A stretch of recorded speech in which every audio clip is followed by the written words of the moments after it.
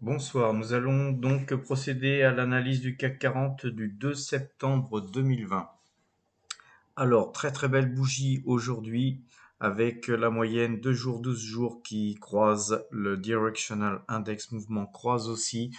La bougie est très belle malgré qu'elle ne termine pas sur ou au moins plus haut que l'ouverture de l'avant-veille, mais c'est déjà une belle bougie.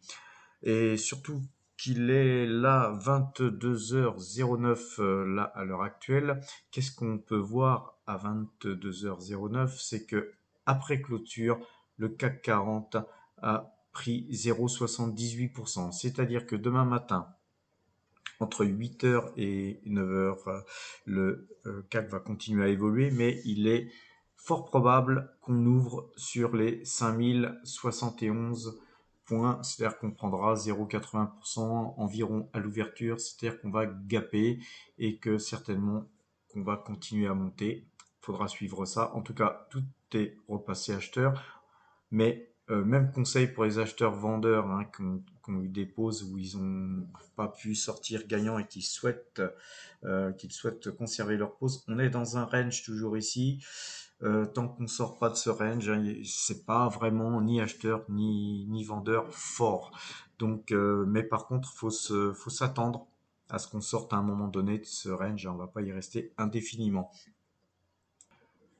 Concernant les valeurs, AXA prend 1%, Total 1%, GTT 1,76%, LDC flat, hein, ça bouge pas, hein, cette valeur ne bouge pas. Thales qui avait perdu un peu dernièrement aussi se reprend avec plus 3%, mais ce n'est que un rattrapage de baisse qu'il y a eu ces derniers jours et Rubis moins 0,36, donc rien de très spécial sur les valeurs françaises. Après, c'est un peu normal que le CAC prenant 1,90%, par contre, votre LVC, il prend le double.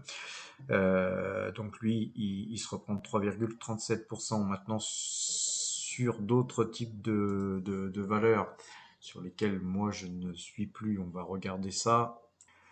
On a Danone donc qui prend 2%, CNP Assurance qui perd 0,18, Bouygues gagne 29%, et puis après on a donc oui GTT qui gagne 1,76%. Et Eutelsat qui prend 4,65%. Alors ça, Eutelsat, on va en profiter pour regarder ça. Voilà, donc Eutelsat est une valeur qui a quand même valu quelque chose qui était là ici à 18 euros quelques, mais si on retourne plus loin, on va mettre d'ailleurs voilà, le graphique un peu plus loin, on va la mettre en monthly, histoire de voir plus clair.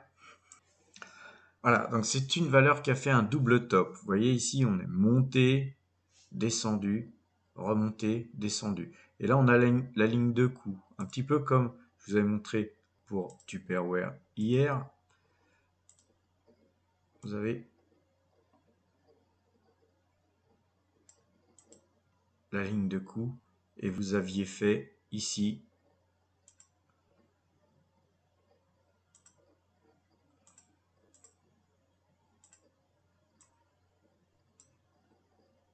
un double top. Donc, cette équidistance qu'on a ici, eh bien, on l'a retrouvée là. Voilà. Et on y est. On est sur, a priori, le plus bas que la valeur puisse faire. Maintenant, elle doit rebondir, cette valeur. Quand on voit ici hein, que c'est difficile, c'est faiblard, même aujourd'hui avec la forte hausse qu'il y a pu avoir aujourd'hui, si on la met en monthly, ça reste insignifiant. Donc on va attendre. On va attendre, mais on va se préparer parce qu'à un moment donné, il va y avoir un signal sur cette valeur.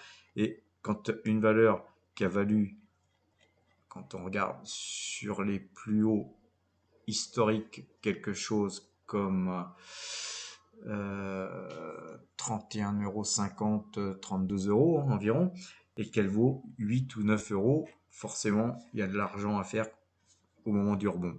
On n'y est pas encore à mon avis, donc on va encore attendre. Après, pour ceux qui veulent se placer, l'histoire de diversifier ou autre, c'est effectivement une très très bonne valeur sur laquelle on peut se placer en diversification. Et pourquoi? Parce qu'on va regarder un petit peu les chiffres. C'est une valeur qui, en 2020, a un pair de 6,4, ce qui est insignifiant, et un rendement de 10,8%. Vous imaginez, plus de 10% de rendement. C'est quand même quelque chose d'appréciable par les temps qui courent. Maintenant, quand on regarde l'évolution du chiffre d'affaires, effectivement, le chiffre d'affaires a eu tendance à baisser légèrement dernièrement, mais on va dire que c'est une valeur solide. Et surtout,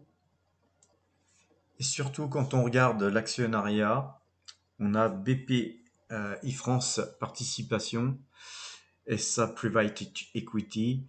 En fait, c'est l'État, c'est la France, c'est vous, c'est vos impôts, c'est mes impôts, qui est dedans.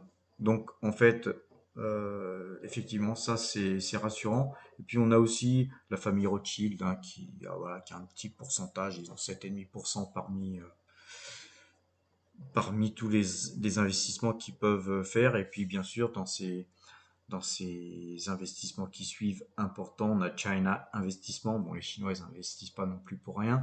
Mais Lazard Asset Management, donc la banque Lazard aussi, hein, comme les Rothschild, hein, ils sont pas là pour rien. Et puis The Vanguard Group, ça c'est un des plus gros investisseurs du monde, on va dire après BlackRock. Donc en fait, il y a de quoi être rassuré quand on investit dans Eutelsat Communication. Alors concernant Tupperware gagne à la clôture plus 14,62%. Bon, moi, je vous l'avais dit hier, hein, je vous ai dit j'étais très très positif j'étais repassé très très positif sur cette valeur. Donc plus 14%, c'est a priori, j'espère qu'un début, hein. Je pense qu'on va encore continuer à monter. 20 euros, il y a encore facilement, je pense, 10 euros à grappiner, mais on va pas les faire non plus tous les jours en hausse comme ça jusqu'à 30 euros. Il y aura aussi des baisses, mais là, je pense que ça peut même encore monter un peu demain. Sinon, sur les valeurs américaines, on a Coca-Cola qui s'adjuge 4,21%. Attendez, je vais regarder parce que des fois, ici, le pourcentage n'est pas juste. Eh bien oui, plus 4,21%, je vous l'avais dit, hein, Coca-Cola, très très bonne valeur. Le dividende en plus, trimestriel, c'est sympa. Concernant Berkshire Hathaway, évidemment, on continue à monter, hein, puisque je vous ai dit, l'objectif 220-225, on y est.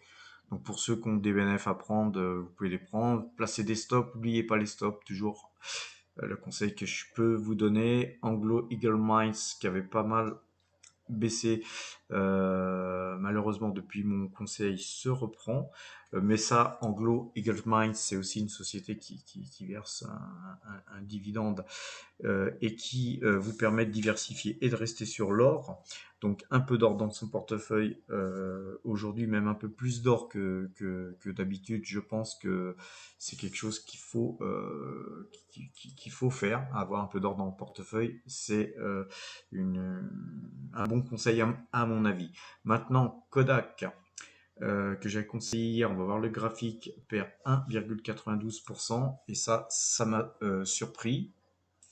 Oui, ça m'a surpris car hier, il y a eu une très très bonne nouvelle. Ceci dit, la nouvelle reste très bonne. De toute façon, je pense qu'à un moment donné, cette société Kodak devra, un petit peu comme l'a fait Fuji, se recentrer sur le domaine pharmaceutique tôt ou tard. Donc, et là, on voit il y a un attrait pour cette valeur de temps en temps.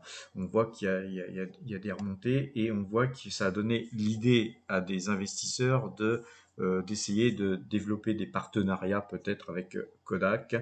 Et donc, je pense qu'il va falloir que dans certains temps, on oublie un petit peu ce slogan de clic-clac Kodak. Donc, à suivre Kodak pour ceux qui ont suivi mon conseil là aujourd'hui.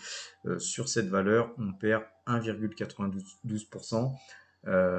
Bien désolé, hein, on match pas tout à tous les coups.